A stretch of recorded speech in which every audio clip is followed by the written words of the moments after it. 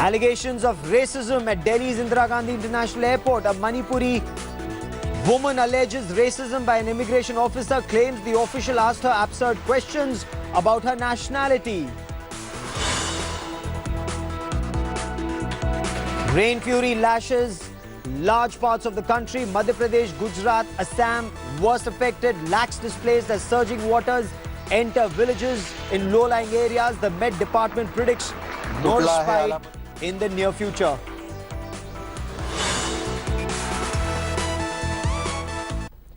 India's most wanted terrorist held a memorial service for the face of terror, Burhan Wani. Hafiz Zayid and Syed Salahuddin met in Muzaffarabad along with the Jamaat-ud-Dawa internet team and planned to create more unrest in Jammu and Kashmir. In fact, Hafiz Zayid went to the extent of telling the Pakistan government that they should take advantage of the current situation and unrest in Jammu and Kashmir. And Pakistan's Prime Minister Nawaz Sharif reacted almost immediately after that, saying excessive force was used in Jammu and Kashmir and a Kashmiri leader was killed.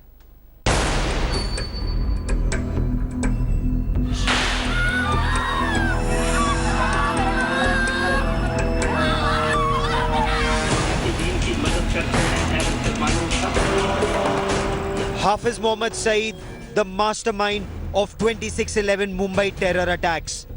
Syed Salahuddin, the chief of banned terror group Hizbul Mujahideen. The two terror masterminds met in Pakistan-occupied Kashmir's Muzaffarabad to mourn the killing of their poster boy Burhan Wani in a swift anti-terror operation by Indian security forces.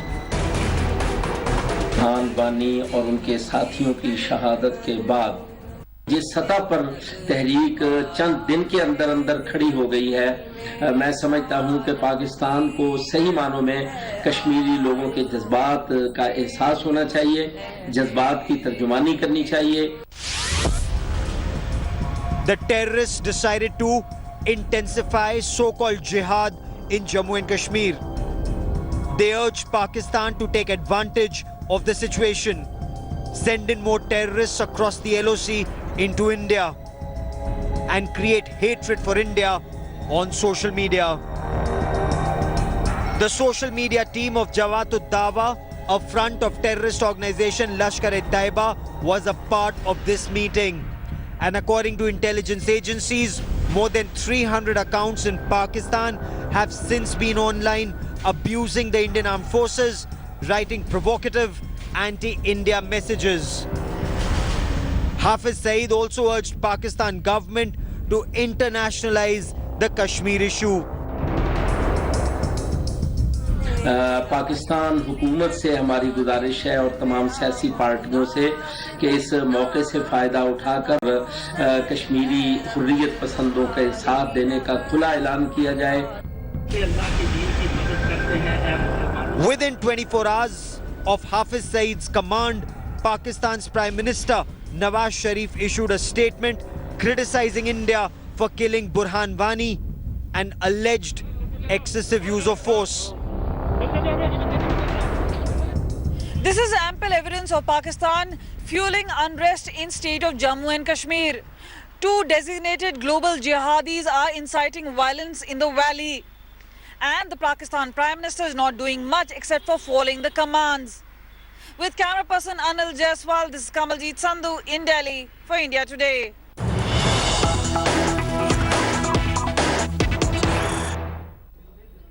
Breaking news coming in. Prime Minister Narendra Modi has hit out at Pakistan for fomenting trouble in Jammu and Kashmir. The Prime Minister also hit out at Pakistan's Prime Minister Nawaz Sharif for describing terrorist Burhan Wani as a Kashmiri leader. Let's listen in to what Prime Minister Narendra Modi said. He's in Nairobi in Kenya. Let's listen in.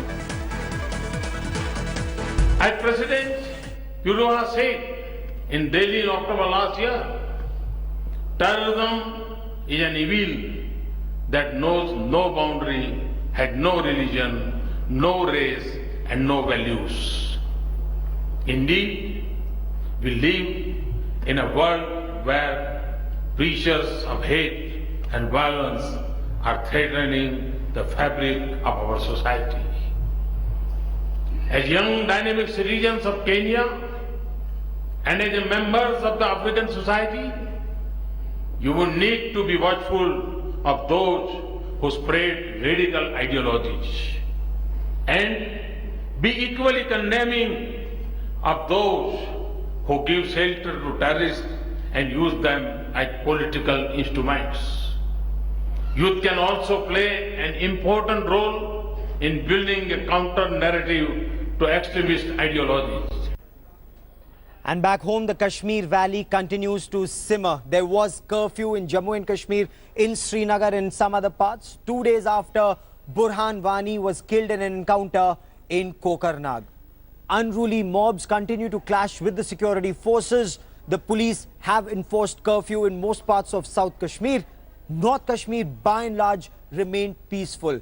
But the situation, according to security forces, appears to be limping back to normal, and amid extremely tight security, the Amarnath Yatra has resumed. India Today's Shujaul Haq brings you this report.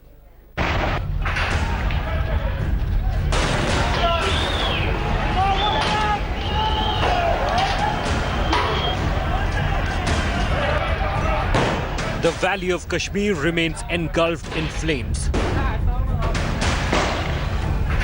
With spiraling unrest and street clashes after encounter death of Hizbul terrorist Burhan Wani.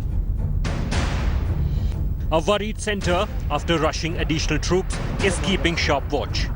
And engaging the opposition, Minister Rajnath Singh reached out to Congress Chief Sonia Gandhi and Omar Abdullah.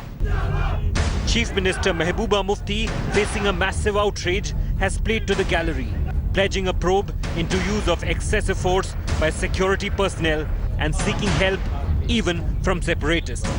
जिनमें हुर्रियत के leader हैं, हम उनसे भी appeal करते हैं कि वो अगर चाहते हैं कि रियासत में अमन हो और लोगों की जिंदगियां बचाने में हुकूमत जितने भी इक़दामात उठा रही है वो कामयाब हों, तो हमें उनका भी साथ चाहिए.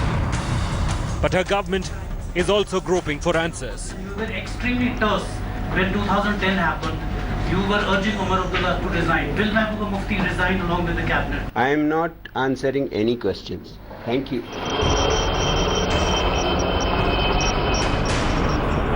After 2 days of violence, curfew-like situation and shutdown have paralyzed life. This is the situation on the ground.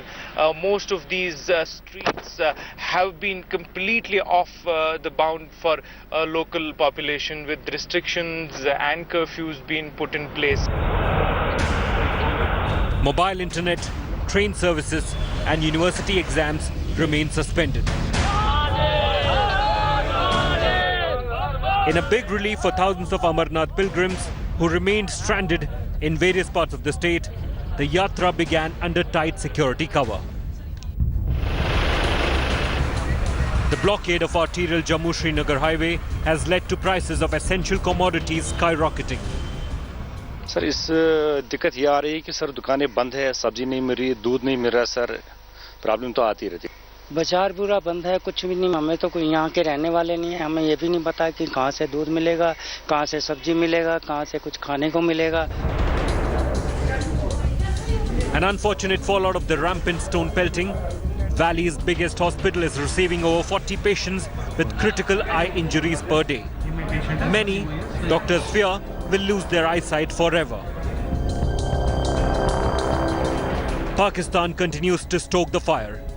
Pakistan PM Nawaz Sharif issued a statement accusing India of oppressing civilians through excessive force. With Ashraf Wani and Shujaul Haq in Srinagar and Ashwini Kumar in Jammu, Bureau Report, India Today. And in Jammu and Kashmir, politicians appear to be playing a very cynical game of political one-upmanship. From calling out the separatists to seeking the separatists to make appeals for peace. Now, all political parties appear to be playing the same game. And this at a time when the valley is simmering. There's been a bloodbath.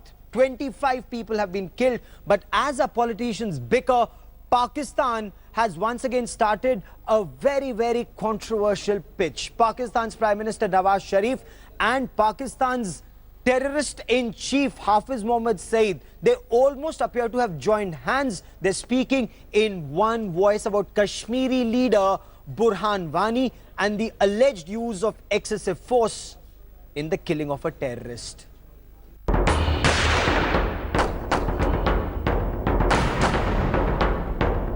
It's been Kashmir's bloodiest weekend. 48 hours of unrest, violence and wanton killings have claimed over 20 lives. From Pulwama to Anantnag to Srinagar, the valley is simmering after the killing of Hizbul commander Burhan Wani. But for politicians, Kashmir's darkest hour has turned into an opportunity to stoke popular passions. As Kashmir descends into chaos, a cynical display of politics is playing out. Former Chief Minister Omar Abdullah tweeted advice to his successor on Sunday, claiming the National Conference would help restore normalcy in the valley. The separatists who started the mess with their protest band calls for terrorist Burhan Wani are now being roped in for an appeal for peace. जिनमें हुर्रियत के leader हैं, हम उनसे भी appeal करते हैं कि वो अगर चाहते हैं कि रियासत में अमन हो और लोगों की जिंदगियां बचाने में हुकूमत जितने भी इक़दामात उठा रही है वो कामयाब हों, तो हमें उनका भी साथ चाहिए. Satisfied by the handiwork of their agents in Kashmir, Islamabad issued a statement condemning the killing of Burhan Wani. As normal life remains paralyzed in the valley, Sharif made another mention of self-determination for Kashmir.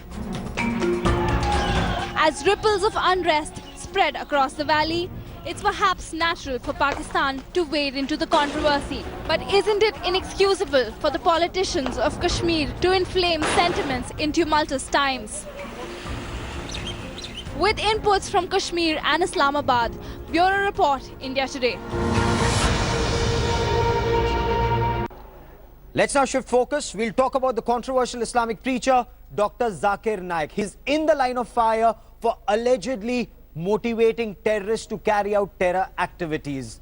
Now, the televangelist was supposed to return to India and hold a press conference, but he appears to have changed his mind. So now he's no longer returning to India. For now, he may be flying off to another country. But Dr. Zakir Naik has hit out at the media. He said he's not under investigation either in Bangladesh or in India. Nobody in either countries have gotten in touch with him. And this is a trial by media. Meanwhile, sources in the Information and Broadcasting Ministry have said that they are looking at which other television broadcasters who are showing his controversial TV channel in India. Bangladesh has officially banned it. He spewed venom, instigated terrorist, and now when the proof is out in the open, the terror evangelist has gone on the defensive. Controversial preacher Zakir Naik is still in Saudi Arabia and has no plans to return to India yet. A few days ago, he challenged the media and asked for proof of his role in inspiring terror strikes. I challenge any of the media, whether it be the newspaper or from the channels, to show me any official source from the Bangladeshi government which says that they believe that this act was inspired by Dr. Zakir Naik of killing innocent human beings. But now when the proof stares in the eye, he dodges. Calls off the press conference he was scheduled to address in Mumbai. The crackdown on Naik has already begun. While his speeches and writings are under Indian government scanner, Bangladesh has also taken stern action by banning the preacher's channel Peace TV. Politics once again stands in the way of the fight against terror. Zakir Naik sympathizers call the crackdown a bit to defame the preacher. मैं जाकिर नाइक का समर्थन नहीं कर रहा हूं, बल्कि मैं सच्चाई को सामने लाना चाहता हूं.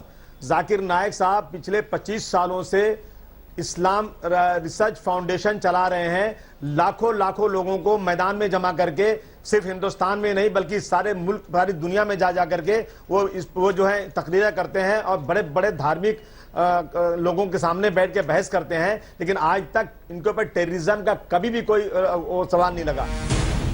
The Indian Union Muslim League, a Congress ally, was not far behind. It painted Zakir Naik as a victim being harassed for no fault.